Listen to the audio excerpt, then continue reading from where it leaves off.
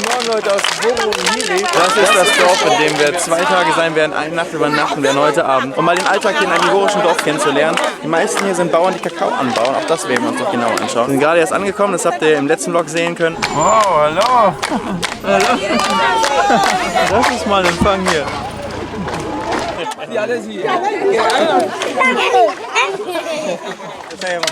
Bonjour.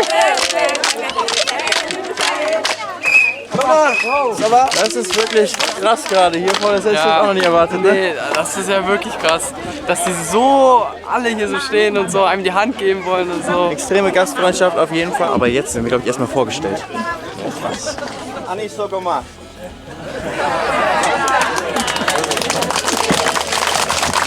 Das heißt guten Morgen hier in der lokalen Sprache. Vamos ao café, kann Conselho demander. Bieten wäre es ganz wichtig.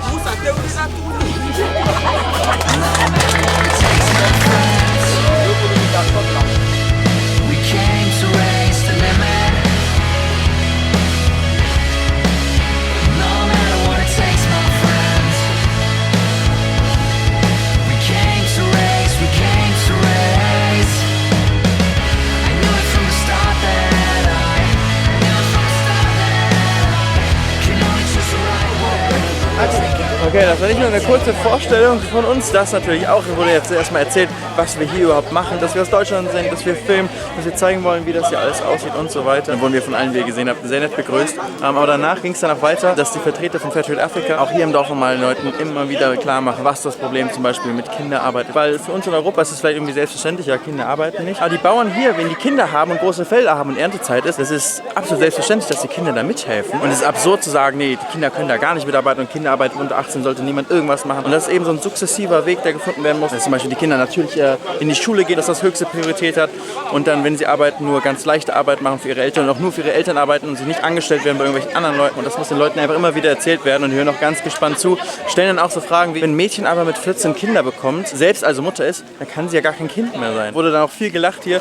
Aber das ist halt für uns zwar vielleicht irgendwo eine halbwegs selbstverständliche Sache, aber hier ist einfach irgendwo eine andere Realität. Aber dann wurde ihnen dann auch gesagt, klar, egal ob du Kinder hast oder nicht, wenn du unter 18 bist, dann bist du ein Kind. Man sollte auch vor 18 eigentlich keine Kinder haben, weil sie noch gar nicht für sich selbst sorgen können, weil der Körper noch gar nicht 100% bereit dafür ist und so weiter. Das war auf jeden Fall, wie gesagt, eine sehr lebhafte Diskussion mit allen hier. Uns wurde nebenbei von Eliseel, den habt ihr ja gestern kennengelernt, alles übersetzt auf Deutsch. Und ja, jetzt rollt mir gerade eine Orange, müsste es sein. Sieht nicht aus wie eine deutsche Orange, aber ich glaube, es ist eine Orange. Rollt jetzt zu mir. Fußball wurde mir gesagt, wollen die Kids hier im Dorf auf jeden Fall später mit uns auch noch spielen. Aber jetzt werden wir erstmal ein bisschen rumgeführt. Hier sind die traditionellen Häuser, in denen die hier wohnen. Sind die aus Lehm? Ja. Also Erde, Wasser? Ja, Noch was? man braucht auch kleine Steine, Ja. um das zu bauen. Dann wird daraus einfach hier ein komplettes Haus gebaut. Das Dach besteht dann hier aus Holz. Da drüber Holz, ja. das ist eine Plane, Plastikplane, oder? Ja, Plastik und das ist eigentlich Palm. Palmblätter. Ja, genau. Palmwedel, ja. Ja, genau. Du bist auch in so einem ähnlichen Dorf aufgewachsen? Ja, na klar, also nicht aufgewachsen, aber da habe ich gelebt. Also ich war in einer Stadt als Schüler Ja. und während der Ferien war ich immer im Dorf und dort ist es genauso. Genauso wie hier. Ja, genau, genauso wie hier. Dann Fairtrade wurden Projekte durchgeführt und wir werden mal sehen, was Leute konkret gemacht haben. Okay. Das Also werden das, wir was mal aus der sehen. Prämie bezahlt Genau, wird. genau. Weil Fairtrade zahlt ja zum einen hohen Standardpreis. Das heißt, die Bauern bekommen für ihren Kakao immer mindestens $2.000 pro Tonne. Aber zusätzlich wird eine Prämie ausgezahlt, egal wie hoch der Preis ist. Und die Kooperativen entscheiden dann demokratisch gemeinsam, wofür diese Prämie eingesetzt wird. Also zum Beispiel um Schulen zu bauen oder jetzt ein paar andere Sachen, die wir uns jetzt mal anschauen. Das hier ist eine Pumpe, die zusammen mit dem Nachbarsdorf hier gebaut wurde. Finanziert eben von den Fairtrade-Prämien. Ferrero ist ein ganz großer Abnehmer des Kakaos hier. Und Ecochem ist die Kooperative, die Überkooperative. Und so sieht die Pumpe hier drin eben aus. Da wurde eben eine moderne Pumpe installiert. Das Dorf und die Nachbardörfer hier können so zuverlässig hier gutes Wasser bekommen. Bedankt sich bei Fairtrade zum Dorf, war es ganz schwierig, Wasser zu haben. Wir mussten nach dem Feld noch Wasser zu holen und Schüssel auf dem Kopf zu tragen.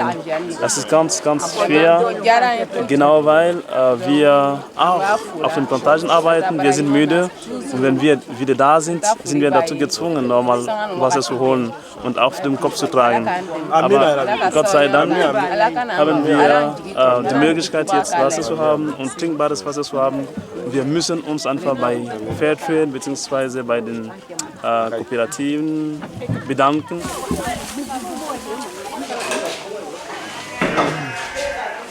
Was ist das hier? Ich weiß es, er hat mir auf Französisch gerade erklärt, ich weiß es nicht. Also der Verein der Frauen in diesem Dorf hat diese Maschine und Maniok zu verarbeiten. Also dank Fairtrade mit den Firmen haben sie diese Maschine gekauft. Das dient grundsätzlich oder hauptsächlich zur Verarbeitung von Maniok. Daraus kann man Artikel machen. Das ist ein beliebtes Essen hier. Das ist eine Hülsenfrucht.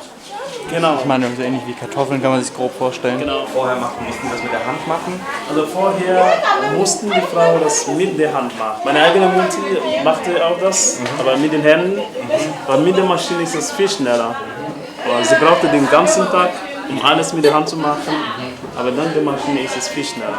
Zusätzlich werden auch speziell eben Fraueninitiativen hier gestärkt, weil traditionell die Männer eigentlich das Land gehört und so weiter. Und dass die Rolle der Frau gestärkt wird und sie eben gleichberechtigt wird, werden auch speziell Fraueninitiativen unterstützt, wie das, was wir jetzt gerade zum Beispiel gesehen haben. Wir sind noch ein Nachbardorf gegangen und schaut mal, was die hier haben. Das ist ja ein Traum. Wir haben ein eigenes Gaming-Haus. Schau mal, was da drin ist. Wir haben eine Playstation hier. Bonsoir. Merci. Aber das ist richtig, ich will auch spielen. Ja. Aber guck mal hier. Richtig cool, wir haben eine Playstation 2 hier am Start. Gerade lebt's.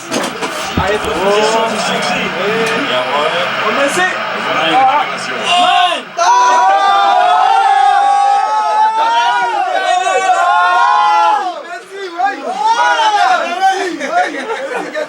Die sind alles so. Die haben den Strafraum rausgeflankt, statt zu schießen. Oui. Diego. Oh ja, nein.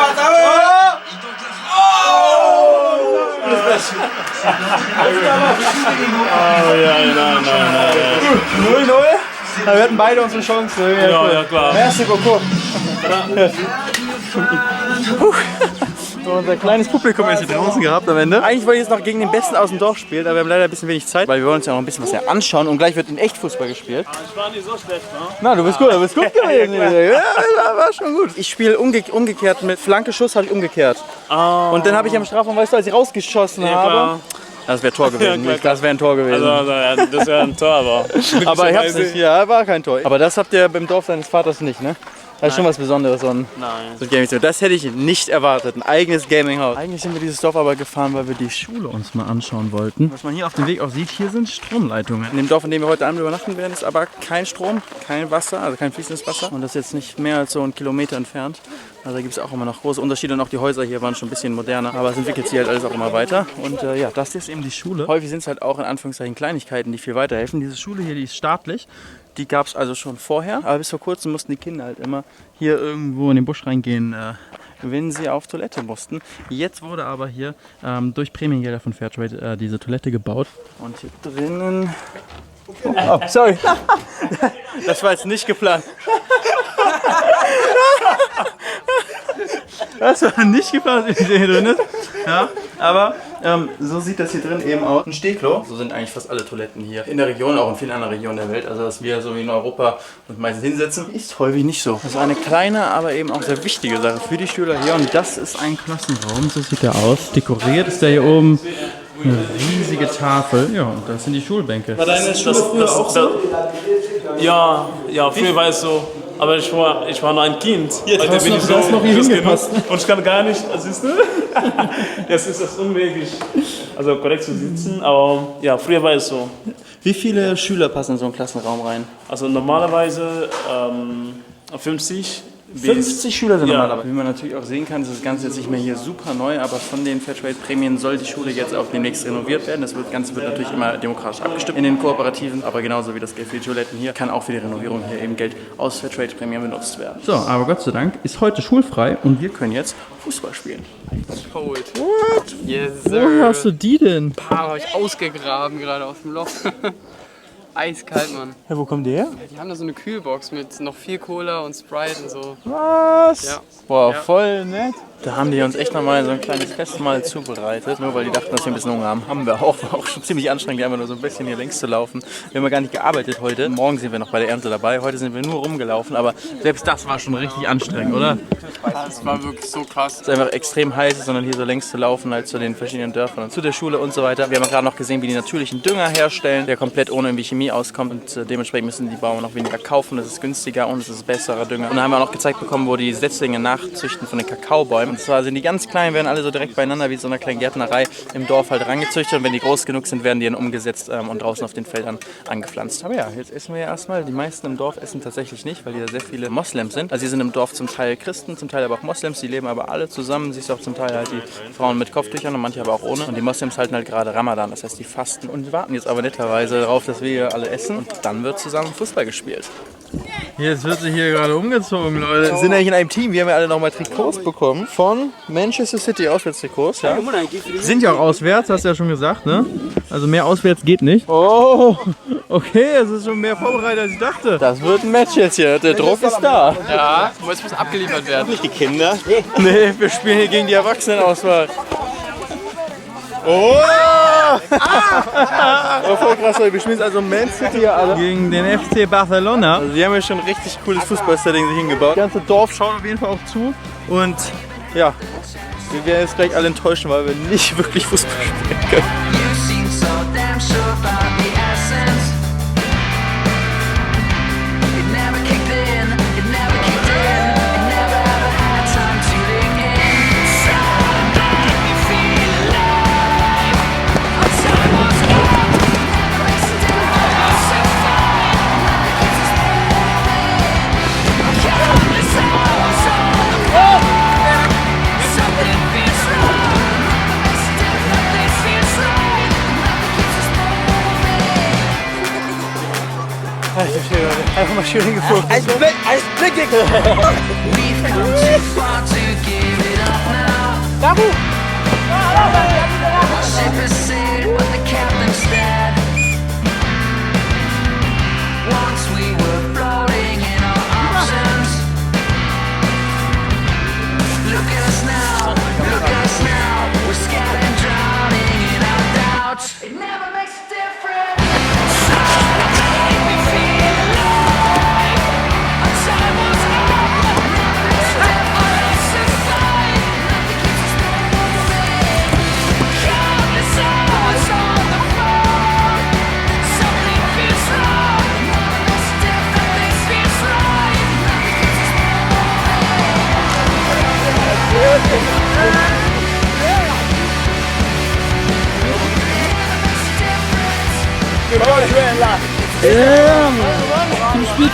Ich hatte ganz niedrige Erwartungen an mich, dementsprechend bin ich sehr zufrieden.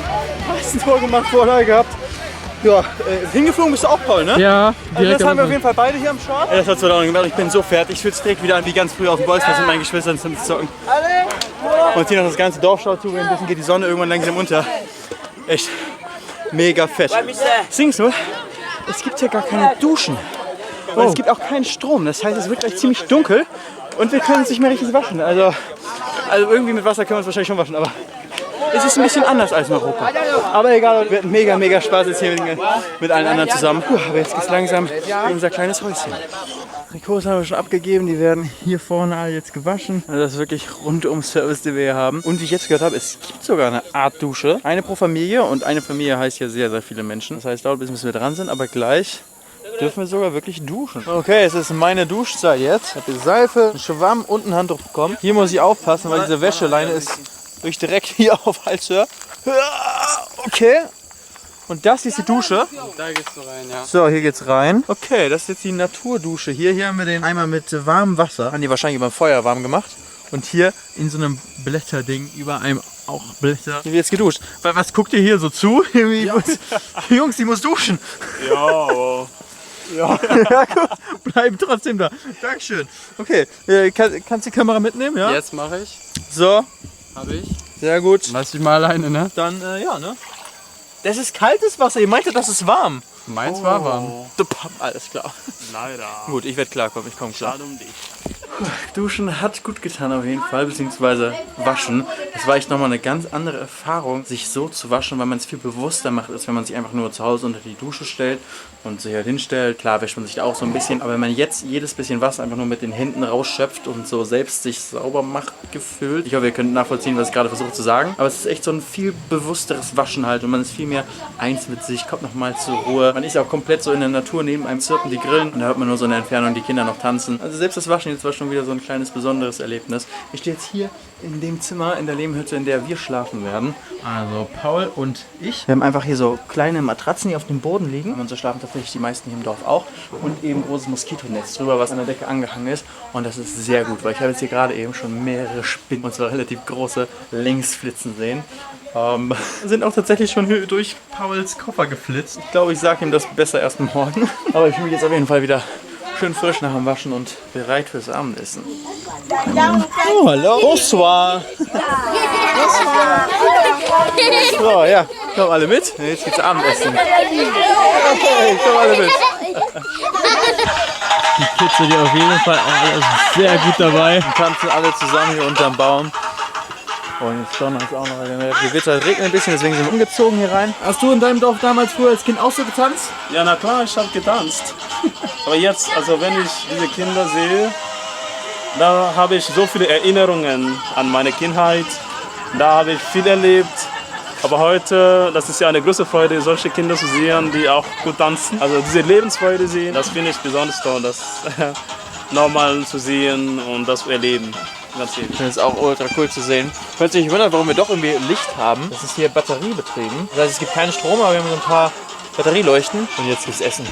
Abendessen ist angerichtet, im Hintergrund hört man noch die Kinderdisco. Aber die haben ja wieder alles Mögliche für uns zubereitet. Wir haben Kartoffeln, Hühnchen, Fisch, Reis, Ananas, Avocado, Tomaten. Schnapp ich mir mal ein bisschen was. Also Festmahl kann starten und dazu im Hintergrund ist noch ein bisschen Showprogramm, könnte man sagen. Wie Daniel gerade auch gesagt hat, als Touristen würde man niemals sowas erleben. Wir sind ja jetzt wirklich hier einfach mitten irgendwo in der Côte d'Ivoire, in einem Dorf, bei Familien, essen mit denen hier zusammen Abend, schlafen bei denen, haben mit denen zusammen Fußball gespielt, haben alles gezeigt bekommen hier. Das ist schon sehr, sehr cool. Es ist jetzt kurz nach 11, wir sind alle richtig fertig von dem langen Tag, aber das ganze Dorf ist noch wach, selbst die Kinder. Und ihr habt extra nachgefragt, anscheinend ist das relativ normal. Also es ist nicht irgendwie eine Party heute oder so, sondern alle bleiben so lange wach. Bevor ich hinkam, dachte ich, ja, wenn die Sonne untergeht hier und die ja kaum Licht haben, dann gehen halt alle relativ bald schlafen. Aber nein, ja, hier ist richtig was los abends noch. Wir haben uns gerade noch mal mit Frauen unterhalten, die uns nochmal erzählt haben, wie wichtig halt der Trail für die ist. Wir haben ja selbst heute gesehen, was für Projekte dadurch verwirklicht wurden und einfach, dass die Bauern hier dadurch eine neue Perspektive haben, weil sie mit dem Kakaoanbau einfach sich einen immer höheren Lebensstandard selbst schaffen können mit ihrer eigenen Arbeit. Und ich weiß ja, ob ich mich überhaupt hören kann, weil nebenbei richtig Musik dran ist und alle schauen auch gerade, was ich hier mache. Aber es ist super cool, das alles hier so hautnah mitzuerleben und ich hoffe, dass ich euch auch das Gefühl hier so ein bisschen mittransportieren konnte. Aber jetzt gehen wir mal rüber zu Paul in unser Zimmer. Ennui. Gute Nacht. Guten Morgen. Guten Morgen, dann gute Nacht. Gute Nacht. Gute Nacht. Also hier geht niemand so schnell schlafen. Gute Nacht. Ennui, gute Nacht. Gute Morgen, sagt sie. Puh, so, das ist unser Zimmer hier, da ist Paul irgendwo drunter schon. Ja, damit würde ich mal sagen, gute Nacht aus diesem schönen Dorf hier. Morgen werden wir gemeinsam mit den Bauern mal aufs Feld rausgehen und dem mithelfen bei der Ernte. Denn gerade ist die Nebensaison, das heißt, die haben 2 Ernten im Jahr, eine Haupternte und eine Nebenernte, wo die halt ein bisschen ernten. Und die ist jetzt, da werden wir mithelfen. Aber das seht ihr dann alles morgen im Vlog. Vielen Dank euch heute fürs Zuschauen. Wenn es euch gefallen hat, dann drückt einen Daumen nach oben. Mehr Infos zu Fairtrade findet ihr auf jeden Fall auch unten in der Videobeschreibung drin. Und wenn ihr Bock auf ein Spielkind-Shirt wie das hier habt, dann klickt einfach mal hier oben irgendwo in der Ecke. Da ist der Link zum spielkind.de Online-Store. Aber ja, wir gehen jetzt erstmal schlafen. Bis morgen. Mach's gut. Ciao. Hey!